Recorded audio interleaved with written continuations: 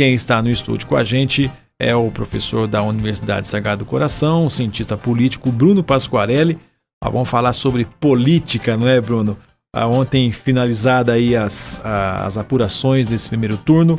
No geral, Bruno, o Bruno inclusive falou que trabalhou ontem, né, numa zona eleitoral. Tem até pode até trazer um relato aí, não de boca de urna, mas enfim, do que aconteceu na sessão e tudo mais, como é que as pessoas foram. Mas, Bruno, qual é a avaliação geral que você faz das eleições deste ano? Bom dia, Bruno. Bom dia, eu agradeço o convite de poder estar aqui com vocês, né, discutindo um tema tão essencial para nós, né, que é o tema da política, um tema de muitas paixões, né, como a gente viu nos últimos tempos, nos últimos meses principalmente, essas discussões muito acaloradas na política, né.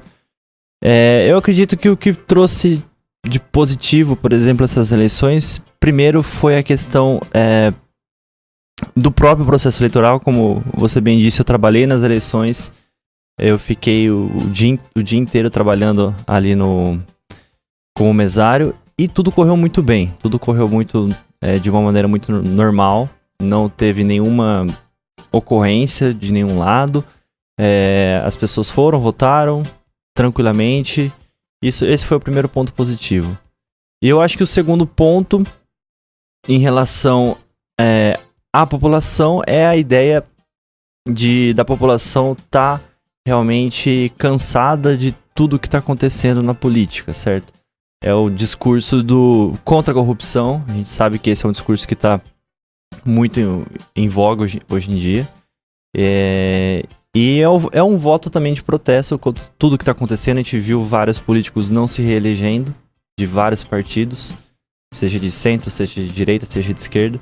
Então essa é uma tendência que a gente viu nessas eleições, essa volta desse discurso muito forte contra a política mesmo, contra a classe política que está lá há tanto tempo.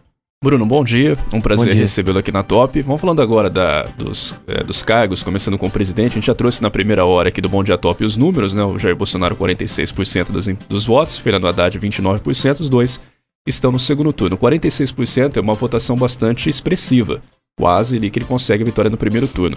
Na sua avaliação, pelo histórico das outras eleições e também pelo que você enxerga do cenário, é possível uma virada do Fernando Haddad ou uma vitória já encaminhada do Bolsonaro no segundo turno, faltando aí 3 semanas para as eleições?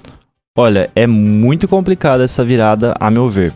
Isso porque, se a gente for olhar no histórico das eleições brasileiras, nos últimos anos, o candidato que geralmente consegue um patamar desse de votos, a tendência, por exemplo, nas eleições do Lula foi assim, contra o Alckmin em 2006, correto?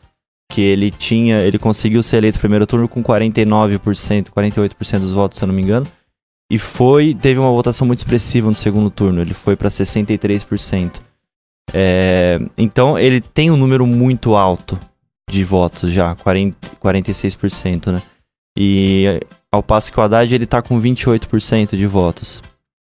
Então a campanha, o Haddad ele vai ter que praticamente fazer um número de votos muito maior do que ele estava se propondo que conseguiu fazer, e ele vai ter que mudar algumas estratégias dele para isso, certo?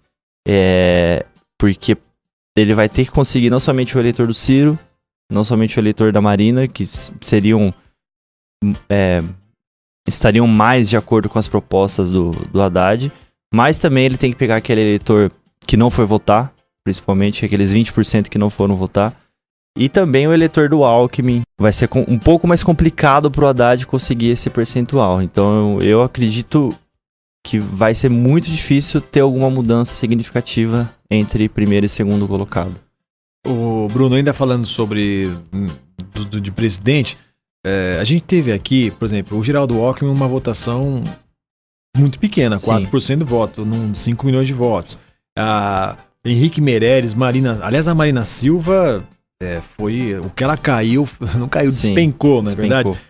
Por um outro lado, você tem o Cabo Daciolo, que é claramente o voto útil, gente que fala, vou votar no Cabo Daciolo, né? Mas um detalhe interessante que o João Amoedo, né? Que é uma figura nova, aí, Partido Novo, ficou logo abaixo do Geraldo Alckmin, 2,50. Agora vem a parte dos acordos, né? você acha que, por exemplo, que o Ciro Gomes, que teve aqui 13 milhões de votos, mas mesmo se todo mundo que votou no Ciro votar no Haddad, não elege ainda o Haddad. Essas conversas com os outros partidos, isso pode gerar um novo cenário? Com certeza. A gente já viu ontem que o Ciro deu alguma indicação, né, que provavelmente já iria fazer o acordo com o Haddad agora pro segundo turno. É importante também a questão do governo de São Paulo, que vai ser o Dória contra o Márcio França, né? O Dória já abertamente declarou o apoio dele ao Bolsonaro. A gente tem que ver agora o Márcio França, o que ele vai fazer, se ele vai... O PSB ele tem uma ligação com o PT, né? Ele já foi partido do governo em certa época. Então tem que ver agora o que, por exemplo, o Márcio França vai fazer, se ele vai dar um palanque pro Haddad ou pro Bolsonaro. Essa é uma questão muito interessante também dessa lógica. E então justamente essa busca tanto do Haddad quanto do Bolsonaro por esses apoios, ela é central. Bruno, falando agora, durante muitos anos no Brasil a gente teve a polarização PSDB-PT. Pelo jeito essa polarização acabou, porque nós tivemos o fenômeno do PSL nessa eleição. Jair Bolsonaro mais votado. No governo do estado de São Paulo, como você disse, o próprio Dória já anuncia o apoio ao Bolsonaro no segundo turno e ele foi o mais votado aqui no estado de São Paulo, que faz crer que muita gente que votou no Dória talvez tenha votado também no Bolsonaro para presidente. Como deputado federal mais votado foi Eduardo Bolsonaro, 8%. Em segundo lugar, Joyce Helsmann, também do PSL, com 5%. E para deputado estadual, mais votada Gerana Pascoal, quase 10%, também do PSL. E para senador, o mais votado em São Paulo, também do PSL, Major Olímpio. Isso tudo praticamente sem ter tempo de televisão. Na sua visão, esse crescimento do PSL, que tinha um membro na Câmara como deputado federal em 2014, agora tem 52%. Como é que você enxerga esse cenário do PSL, essa mudança toda que é feita, e também o fenômeno das mídias sociais, porque elas tiveram mais do que nunca uma importância bastante grande nessa eleição, né? Olha, é muito interessante a gente entender essa lógica das eleições brasileiras. O PT sempre teve um eleitorado muito forte, né? O PT sempre teve uma base eleitoral muito forte. Todas as eleições o PT consegue em torno ali para presidente de 30%, um pouquinho menos, um pouquinho mais. O PSDB sempre era conhecido como a antítese do PT, né? Então ele conseguia regimentar uma grande parte da população, mas essa população também estava descontente com o próprio PSDB. A gente pode ver que, principalmente depois, eu acredito, depois do que o PSDB se aliou ao governo Temer, ele caiu em descrédito com a população. Então a gente vê que a partir... principalmente ali da época do impeachment, que a intenção de voto no Bolsonaro começa a aumentar. Ali estava em torno de 4%, ali depois começa a aumentar muito fortemente ali. Então o eleitor do PSDB vai para o campo do Bolsonaro como um voto anti-PT. A gente pode ver que essa lógica é muito forte agora, o que é PT contra anti-PT. A gente tem uma lógica, esse confronto partidário, né? Um campo negando o outro. E nesse sentido, a ideia das mídias sociais foi muito forte, né? A gente até uma nova questão a ser debatida pela ciência política, porque no Brasil sempre importou o tempo de horário da TV, certo? No Brasil sempre foi uma variável muito importante para as eleições. Agora isso mudou um pouco, né? A gente viu como mudou bastante, né? Nessas eleições. A gente viu como as mídias sociais foram imprescindíveis para o candidato. O Jair Bolsonaro conseguiu o apoio que ele conseguiu. Ele não teve tempo de TV, praticamente, um tempo muito pequeno. Mas com esse apoio maciço pelas redes sociais, por essa campanha feita principalmente contra o PT nas redes sociais, muito forte, tanto no WhatsApp, Facebook, Twitter, enfim, são várias as mídias sociais que isso ocorreu. E estabeleceu, então, talvez um novo começo de paradigma para a gente começar a analisar, né? A gente não ficar somente pensando que as campanhas eleitorais são primordiais. Não, a gente tem todo um movimento por trás disso que ocorre nas redes sociais. E esse fenômeno foi muito interessante de se observar a partir dessas eleições. Só que, claro, a gente não pode se pautar por uma eleição, né? A gente tem que verificar como que vai ser esse movimento para as próximas, né? E Bruno, eu queria trazer um pouco mais aqui para a nossa região. A gente teve uma situação um pouco diferente do que vem acontecendo nos últimos anos, né? Nós temos um deputado federal, que é aqui da cidade de Bauru, ex-prefeito Rodrigo Agostinho, aliás, uma votação bem interessante, 100 mil votos, e a gente ficou durante muito tempo, né? O Pedro Tobias foi o deputado estadual aqui da região, por, se não me engano, 3 ou 4 mandatos. A gente não tem mais nenhum deputado estadual, né? O mais votado foi o Fábio Manfrinato, 47 mil votos, mas não conseguiu os votos. A gente tem, sim, na região, né? Que o Fernando Cury, que é de Botucatu, o candidato lá de Ourinhos, Capitão Augusto e Santa Cruz do Rio Pardo, o Rodrigo Madalena. Isso. Mas enfim, não é de Bauru especificamente.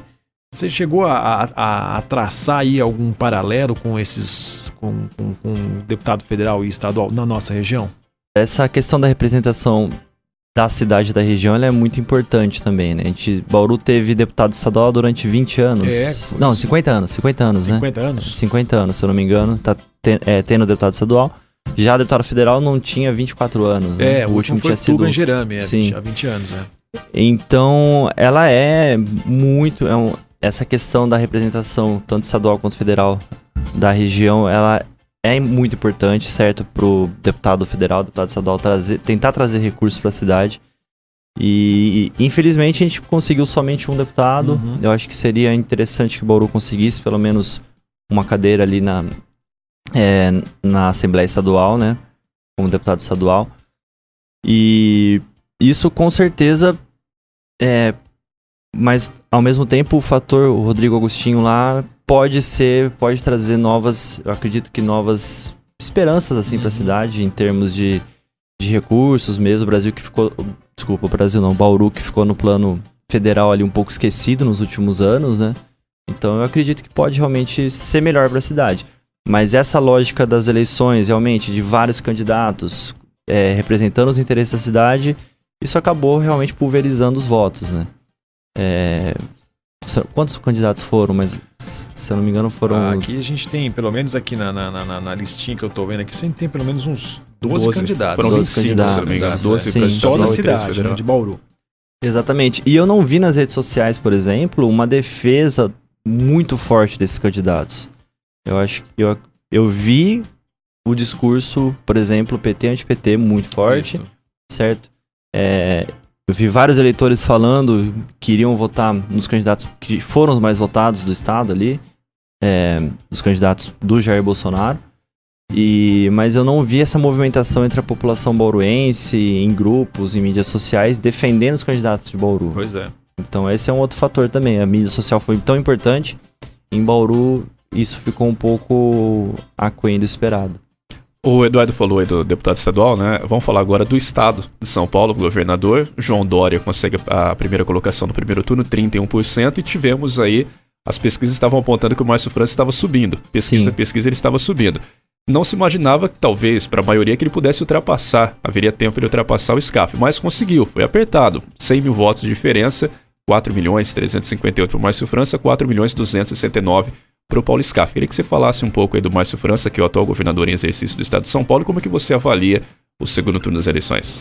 Olha, essa tendência realmente foi vista nas últimas semanas, né, do Márcio França subindo. Eu acreditava realmente que ele iria ficar na frente ali do Scaff por toda essa subida dele e também pela questão do Dória ter sido muito ligado com o Bolsonaro, certo? Ele não deu o apoio igual ele tá dando agora. Ele chegou a falar no começo, no final ali das eleições que ele apoiava o Bolsonaro, mas não tão enfático quanto agora. Então, muitos dos eleitores que estavam votando no SCAF, em primeiro lugar foram pro Dória, certo? Então isso fez aumentar muito a votação pro Dória. E o Márcio França, ele ficou muito conhecido pela questão durante a greve dos caminhoneiros, né? Que ele tomou um posicionamento firme ali. Então eu acredito que a partir dali ele começou a construir o nome dele, ele que até então era um nome um pouco desconhecido, né? Não tinha tanto apelo na população. E ele conseguiu até pegar esse eleitor, eu acredito, o eleitor do PT, certo? Que foi ali que acabou votando a favor dele.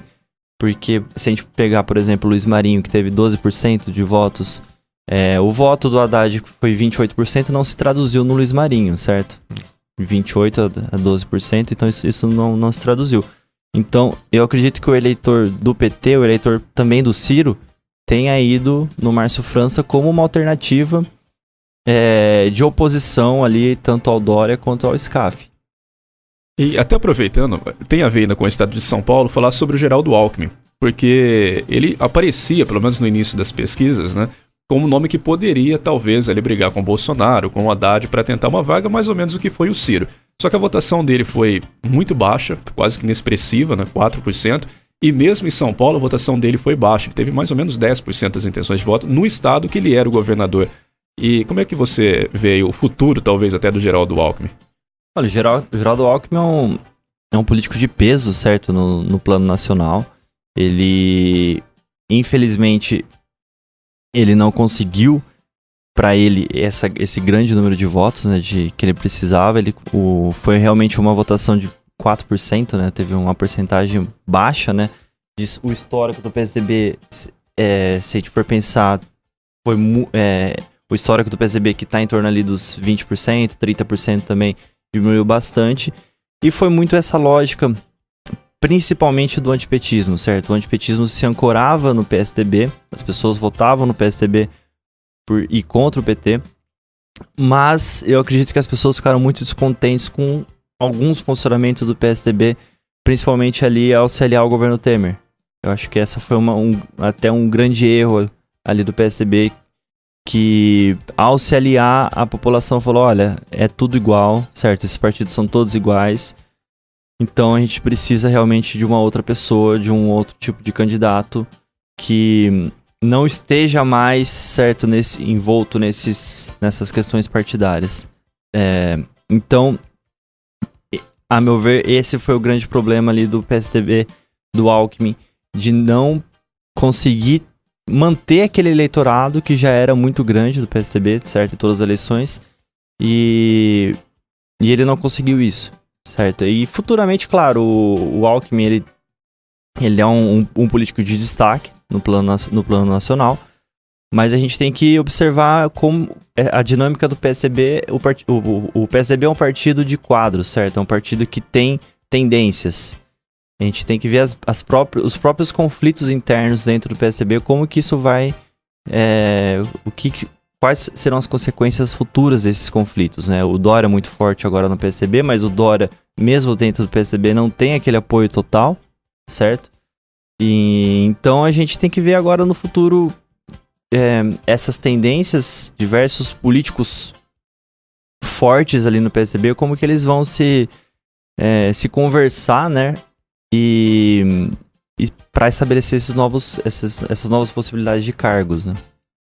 Bom, a gente está chegando no final do nosso bate-papo, Bruno. Na sua avaliação, qual o recado que o eleitor deu nas urnas, né? A gente conversou aí falando sobre os políticos tradicionais, ficaram, como a gente está falando do Geraldo Alckmin, não tiveram uma boa votação. O povo quer mudança mesmo, acho que isso está muito claro, né? Sim. Usando uma frase do jeito que tá, não dá para ficar, né? Tem que mudar isso aí, né?